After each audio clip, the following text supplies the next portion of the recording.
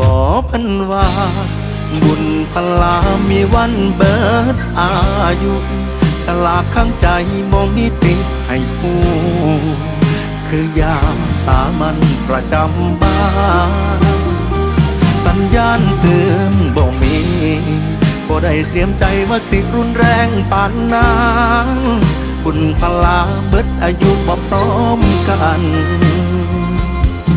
คนยังหักกันเลยเจ็บ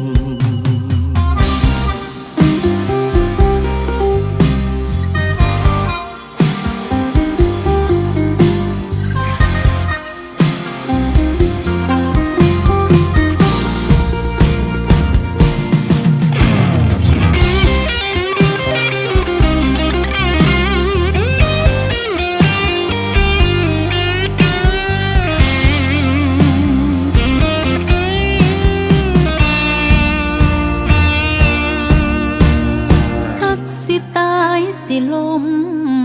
ก็ยังบ่มมคำว่าห่างกัน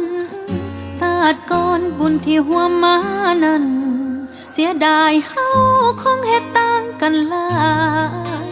บุญฮักพันเบิดอายุไปแล้วแต่เฮาบ่ฮู้